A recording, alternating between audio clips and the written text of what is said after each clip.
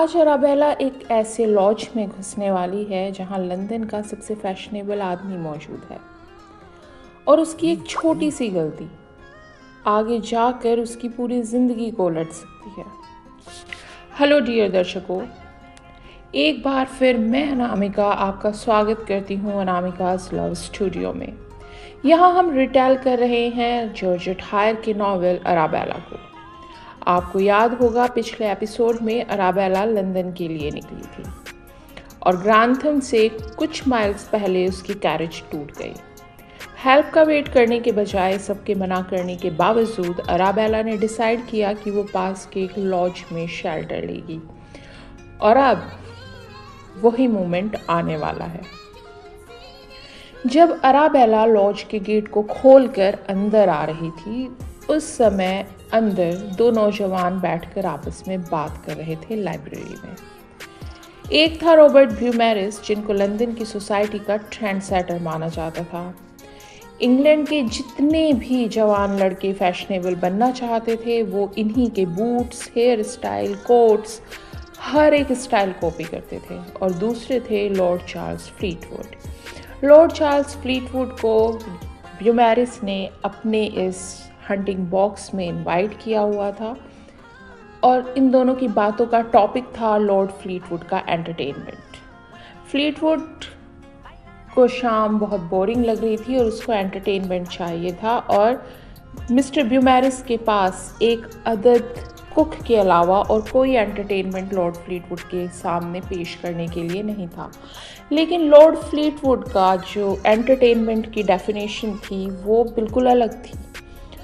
उस डेफिनेशन में कुक नहीं था, उस डेफिनेशन में ऑर्गीज़ थी। ऑर्गीज़ यानी कि ऐसी पार्टीज़ जहाँ खूब सारी शराब होती है, औरतें होती हैं और वहाँ हर उस तरीके का बिहेव किया जाता है जो एक सिविल सोसाइटी में, सिविलाइज्ड माहौल में आप नहीं कर सकते।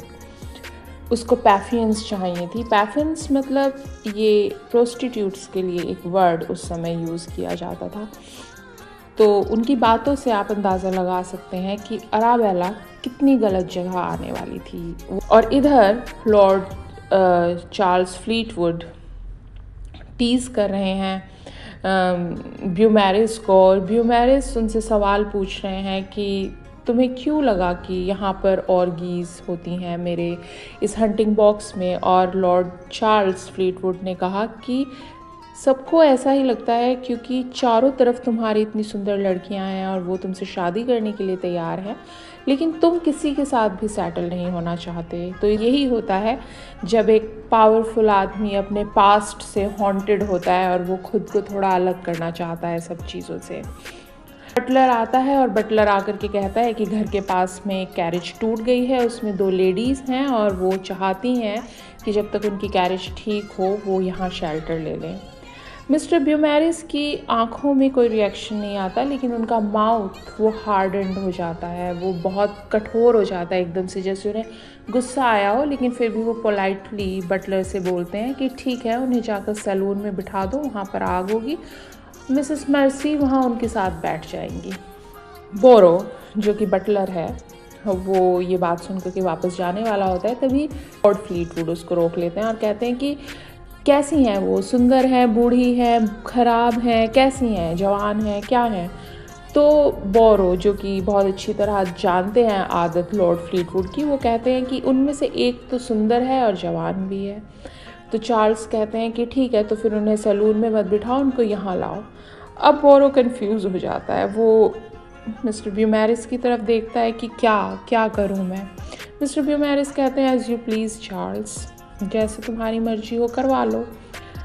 और इस तरह लक अराबेला को सीधा लंदन के टॉप फैशनेबल आदमी के सामने ले आता है, जो सिर्फ टॉप फैशनेबल ही नहीं है, बहुत अमीर है और अमीर होने के साथ साथ बहुत निराश भी है इस दुनिया से और उसे इस दुनिया में मोहब्बत की कोई उम्मीद नहीं दिखाई देती। उसे लगता है कि सब इस दुनिया में एक नाटक है, चालबाजियाँ है।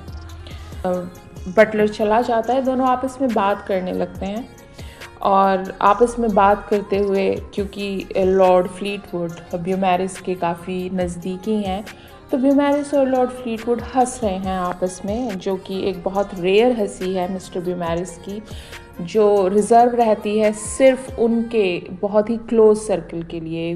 जब अराबेला दरवाजे पर आती है तो उस टाइम मिस्टर ब्यूमेरिस अपनी उस हंसी को, जो वो अपनी क्लोज सर्कल में हंसते हैं, हंस रहे थे। और तब अराबेला उन्हें देखती है when he was at his best. इस समय मिस्टर ब्यूमेरिस की नज़र भी अराबेला पर जाती है और उनकी हंसी पहले उनके होठों से और फिर उनकी आंखों से गायब हो जाती है। अराबेला 1 सेकंड के लिए वहाँ खड़ी रह जाती है मिस्टर ब्यूमेरिस को देखकर। वो उनके उस फिटेड कोट को देखती है, पैंटलून्स को देखती है, बूट्स को देखती है, हेयर स्टाइल को देखती है जो कि उसे ज़्यादा पसंद नहीं आता, और वो रियलाइज़ करती है कि ये आदमी बहुत ज़्यादा फैशनेबल ट्रेंड सेटर एक इंसान उसके सामने खड़ा है। हारोगेट में उसने बहुत सारे फैशनेबल लोग देखे थे, लेकिन वो सब मिस्टर ब्यूमेरिस के सामने पानी भर रहे होते हैं। जो उसका पहला जो इम्प्रेशन है उसके ऊपर मिस्टर ब्यूमेरिस का, वो यही पड़ता है, वो ये समझती है कि वो बहुत ज़्यादा ही एक हैंडसम आदमी है। मिस्टर ब्यूमेरिस अराबेला के पास आते हैं और वो अराबेला से पूछते हैं कि मैम, मैं कैसे आपकी हेल्प कर सकता हूँ। अराबेला बताती है कि उनकी कैरेज टूट गई है और क्योंकि मिस ब्लैकबर्न को बहुत ज़्यादा सर्दी लग रही थी तो उन्होंने ये डिसाइड किया कि वो लॉज में आकर शेल्टर ले लें। ये बात कहते कहते अराबेला ब्लश करने लगती है और स्टैमर करने लगती है, तुतलाने लगती है, क्योंकि एक जो शेल्टर लेने वाली चीज़ है वो जब इस लॉज से बाहर थी अराबेला, उसे बहुत नेचुरल लग रही थी, लेकिन अब मिस्टर ब्यूमेरिस के सामने खड़े होकर ये सब कहना उसे बहुत अजीब लगता है। और कारण था कि मिस्टर ब्यूमेरिस के चेहरे पर जो वो मुस्कान थी जिसमें कुछ हार्डनेस अराबेला को दिखाई देती है, मोखरी, जैसे एक मजाक उड़ा रहे हैं उसका, इस तरीके की मुस्कान अराबेला को वो लगती है, जिसके कारण अराबेला को बहुत अजीब लगता है उनसे ये सब कहना। तो मिस्टर ब्यूमेरिस ऑफ़र करते हैं कि तो क्या मैं आप दोनों को ग्रांथम अपनी कैरेज में भेज दूँ अगर आप कहें तो। इससे पहले कि अराबेला इस चीज़ का कोई जवाब देती, चार्ल्स फ्लीटवुड फिर से बीच में कूद पड़ते हैं और वो कहते हैं कि रॉबर्ट, तुम क्या कर रहे हो, वो भीगी हुई हैं, तो उन्हें अपनी कोट सुखाने दो, उन्हें फायर के पास बैठने दो, कुछ रिफ़्रेशमेंट उन्हें ऑफ़र करो।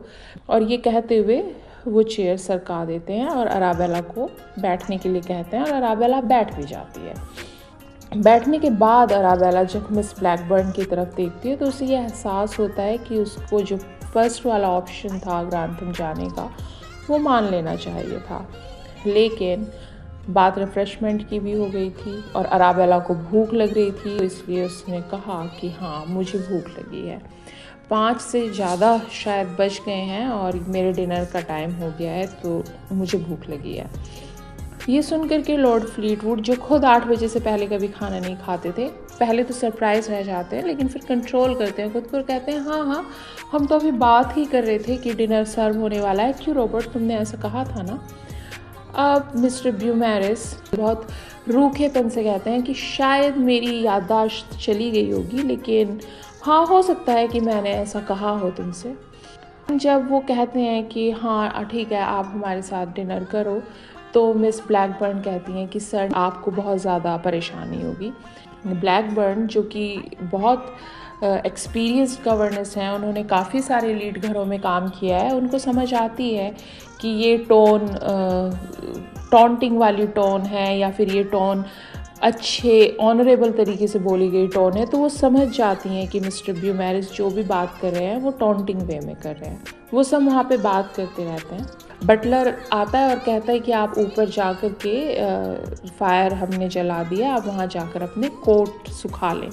दोनों लेडीज़ ऊपर चली जाती हैं, वहाँ जाकर के वो बात करती हैं कि काफ़ी रिच हैं, काफ़ी बड़ा घर है, और मिस ब्लैकबर्न कहती हैं कि मुझे लगता है कि ये मिस्टर ब्यूमेरिस हैं जो। तो अराबेला कहती है कि वो चाहे कुछ भी हो, लेकिन वो उसे बहुत प्राउड लगे और उसे नहीं पसंद आए। दोनों फिर डिसाइड करती हैं कि चलो कि अब हमें नीचे चलना चाहिए।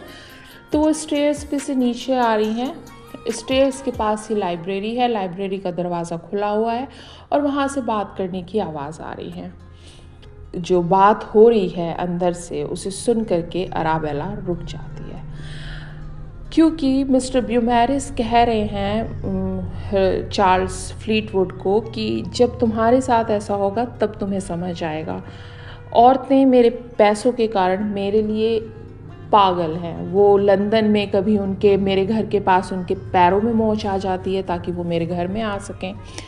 कभी जब मैं उनके पास होता हूँ तो वो बेहोश हो जाती हैं ताकि मैं उन्हें सहारा दे करके संभाल लूँ।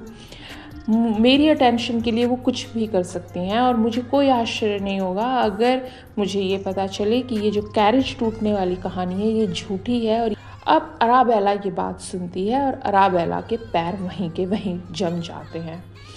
उसकी रिस्पेक्ट, उसकी प्योरिटी, उसकी ऑनेस्टी, हर चीज़ पर रॉबर्ट ब्यूमेरिस सवाल उठा रहे हैं और उसे ये बात बर्दाश्त नहीं होती।